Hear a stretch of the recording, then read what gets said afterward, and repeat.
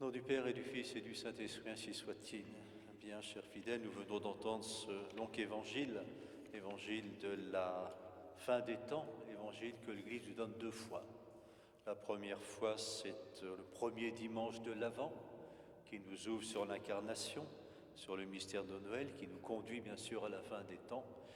Et aujourd'hui même, une sorte de rappel de ce premier dimanche, dans ce dernier dimanche de l'année liturgique, qui nous redonne ce récit du jugement dernier. Qu'est-ce que ce jugement dernier? Nous le connaissons bien par notre catéchisme. C'est notre Seigneur Jésus-Christ, souverain juge, qui va venir juger à la fin des temps les vivants et les morts. Et ce jugement va s'accompagner de la résurrection de la chair, et il va être précédé d'épreuves, de tribulations, de grands phénomènes cosmiques, d'une grande affliction, comme il n'y en a jamais eu depuis le commencement du monde. Et si nous voulions illustrer un petit peu cette fin des temps, il nous faudrait relire un texte qui était lu bien souvent primitivement à l'occasion de ces dimanches, c'est le Dies Irae. Le Dies Irae est réservé, nous le savons aujourd'hui, à la messe des défunts, aux messes des morts, mais primitivement, nous lisions, nous disions, nous chantions ce Dies Irae à l'occasion de ces jours-ci, de ce jour de colère, Dies Irae, Dies Illa, jour de colère que ce jour-là, qui réduira le monde en cendres, selon David et la Sibylle. Donc il sera bon certainement de relire à l'occasion de ce temps-ci cette belle séquence du Dies Irae. Le jugement, bien sûr, Dieu juge, nous le savons bien, l'Ancien Testament est plein de ce jugement de Dieu, Dieu qui vient juger, Dieu qui vient châtier l'infidélité d'Israël. À chaque fois qu'une faute est là, Dieu vient châtier. Les psaumes sont remplis de cette justice de Dieu, justice un petit peu locale, justice un petit peu immédiate de Dieu. L'Ancien Testament connaît également, au-delà de ces jugements particuliers, de ces jugements immédiats de Dieu, l'Ancien Testament connaît également le jugement final, le grand jugement dernier à la fin des temps. Ainsi, le prophète Daniel, qui est évoqué dans l'évangile que nous venons d'entendre, écrit que ceux qui dorment dans la poussière se réveilleront, les uns pour la vie éternelle, les autres pour l'infamie éternelle. Et le prophète Joël dit également « J'assemblerai toutes les nations et je le ferai descendre dans la vallée de Josaphat, et là, j'entrerai en jugement avec elles. » Donc ces idées qui existaient bien sûr dans l'Ancien Testament ont été reprises par notre Seigneur Jésus-Christ. Et l'évangile d'aujourd'hui est un évangile que notre Seigneur,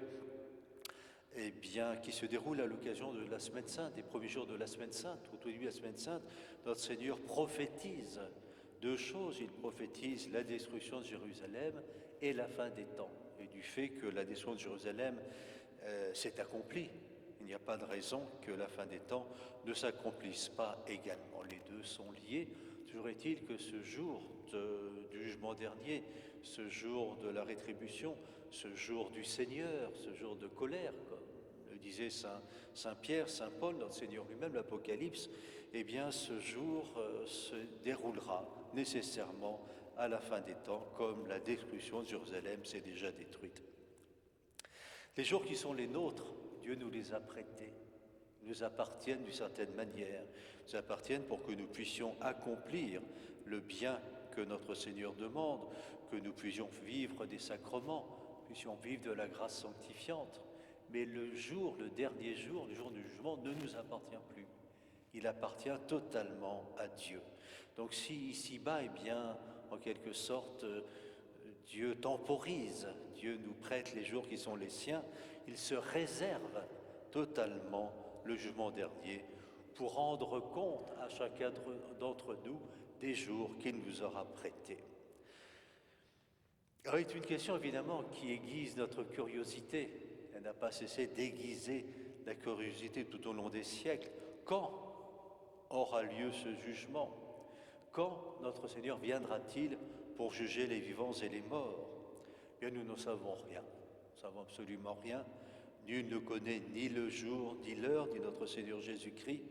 Ce que nous savons, c'est qu'il y a des indices, quelques indices précurseurs du jugement, et saint Thomas d'Aquin les estime convenables, afin que les cœurs des hommes soient disposés à se soumettre au juge qui vient. Il doit avouer, saint Thomas d'Aquin lui-même doit avouer, qu'il n'est pas facile de déterminer ces signes.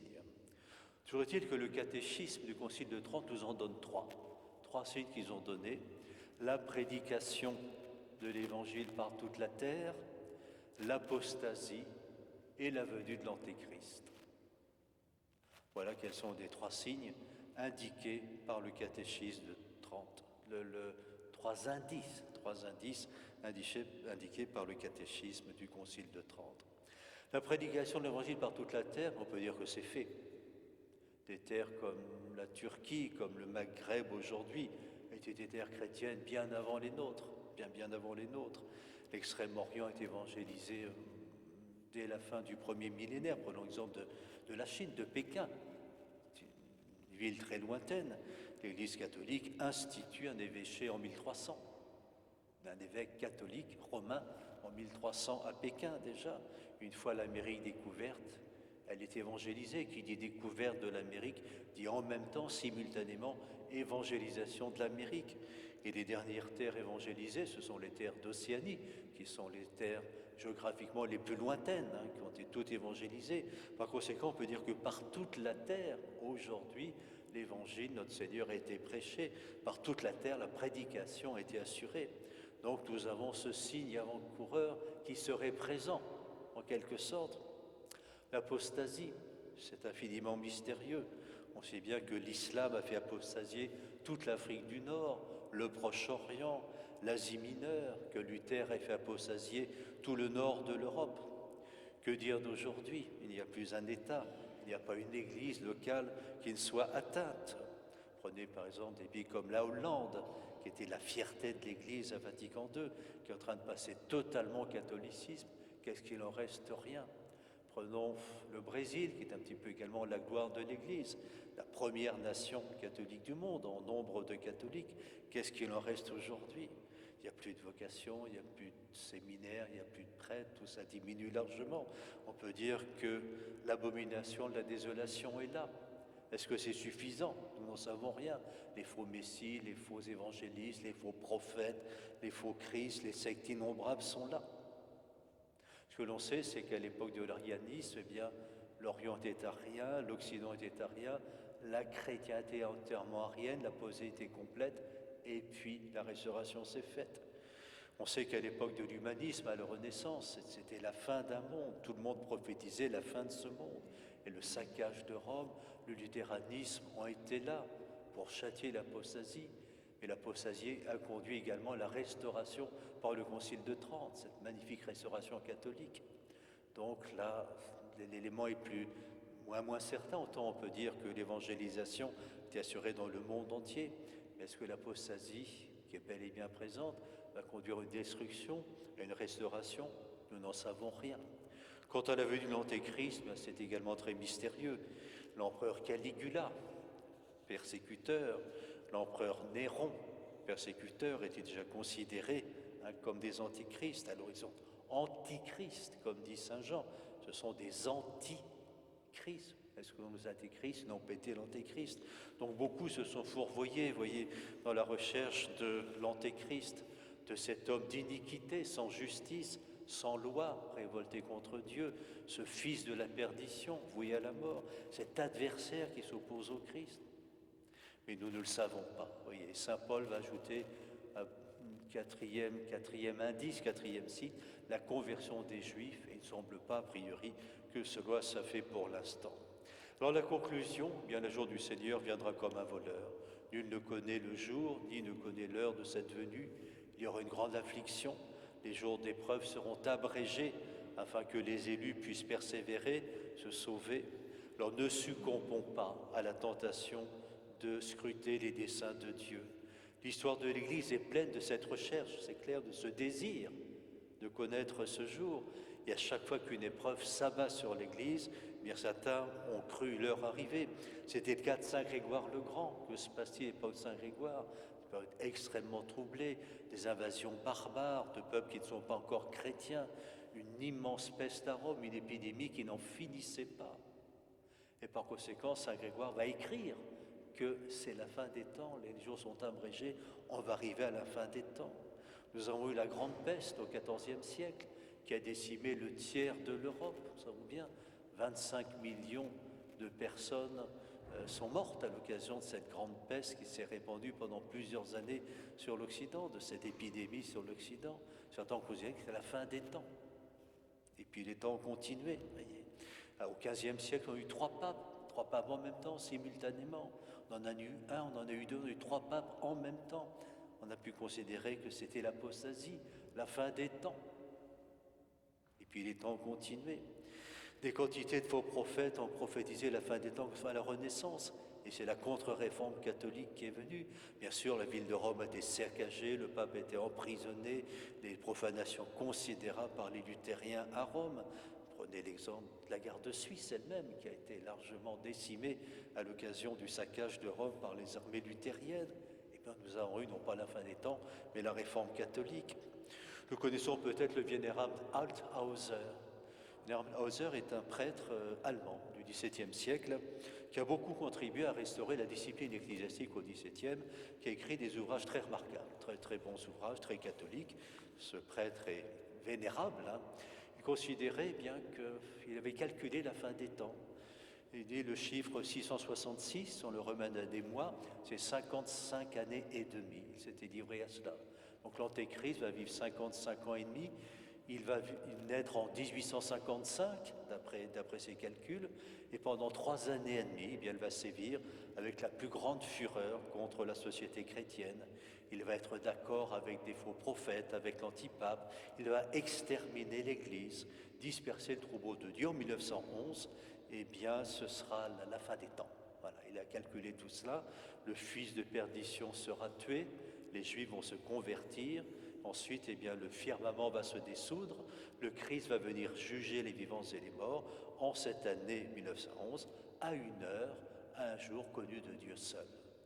Voilà ce qu'on peut appeler une exégèse extrêmement aventureuse et séduisante. On aime beaucoup répondre à cette question, quand aura lieu la fin des temps? Nous n'en savons rien. Donc cette exégèse, on peut être très, très, très hasardeuse. Très souvent, nous cherchons cela. Et quand nous recherchons, bien, ce genre de choses, très souvent, nous nous dispensons de notre devoir d'État. Car il est un jugement infiniment plus immédiat pour nous. C'est le jugement particulier. Au moment même de notre mort, nous sommes jugés. Et le jugement général ne changera absolument rien à la décision du jugement particulier. Nous aurons la restauration de la chair au jugement général, mais une fois notre mort, nous sommes jugés. Dieu ne diffère pas notre jugement au jugement général, il nous le fait immédiatement. Nous connaissons bien cet épisode du festin de Balthazar. De quoi s'agit-il? Balthazar était le fils du dernier roi de Babylone. Il faisait un très grand festin. Il avait pris comme couvert et comme les vases sacrés en quelque sorte, les vases sacrés du temple, détruits de Jérusalem, et tous les convives de festoyer, de manger, de boire. Et soudain, nous avons ça dans l'Écriture, une main mystérieuse traça sur la paroi de la salle du festin des signes étranges. Les sages du royaume furent appelés pour déchiffrer cette écriture énigmatique, pour déchiffrer cette inscription, personne ne le fut. Et c'est Daniel qui fut introduit auprès du roi dans la salle du festin et révéla la signification mystérieuse de l'inscription. Mané Tessel Phares. Qu'est-ce que cela signifie? Mané Tessel Phares. Cela signifie compter, peser, diviser. Compter, eh bien, tes jours ont été comptés, va dire Daniel à Balthazar qui festoyait. Tes jours sont comptés et Dieu y a mis fin. Ton royaume a été pesé, ta vie a été pesée, tu as été pesé dans la basange du jugement et tu as été trouvé trop léger, trop léger. La balance n'est pas tombée en ta faveur. Et puis divisé, eh bien le royaume de ton père est divisé et il est donné aux Perses. Et ce Balthazar ne régnera pas. Son père, le dernier roi, sera détrôné par les Perses et la nuit même de ce festin, eh bien Balthazar fut tué.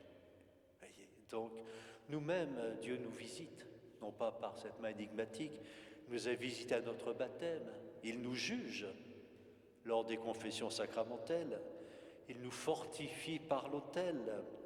Et bien par conséquent, nous avons tout ce qu'il faut pour être prêts pour ce jugement, le jugement particulier qui est d'abord le nôtre avant le grand jugement général. Donc préparons-nous dans ce dernier dimanche de l'année, eh bien faisons un petit peu le poids. Qu'avons-nous fait de ce trésor de la grâce de Dieu? Qu'avons-nous fait de ce don de Dieu? Et pour conclure, eh bien, tournons-nous vers l'imitation de Jésus-Christ. Et l'auteur nous dit, eh bien, par quel étrange oubli de vous-même vous en allez-vous sans rien prévoir vers ce jour de jugement? Il vaut mieux se purifier maintenant de ses péchés, retrancher ses vices, que d'attendre de les expier en l'autre vie. Chaque vice aura son tourment propre. Alors l'humble et le pauvre auront une grande confiance et de tous côtés l'épouvante environnera le superbe. Alors on verra qu'il fut sage en ce monde, celui qui a appris à être insensé et méprisable pour Jésus-Christ. Alors on s'applaudira des tribulations souffertes avec patience. Alors le mépris des richesses aura plus de poids dans la balance que tous les trésors de la terre. Alors les œuvres saintes l'emporteront sur les beaux discours, dont tout est vanité, hormis aimer Dieu et le servir. Car celui qui aime Dieu de tout son cœur ne craint ni la mort, ni le jugement, ni l'enfer, parce que l'amour parfait donne un suraccès auprès de Dieu. Ainsi soit-il.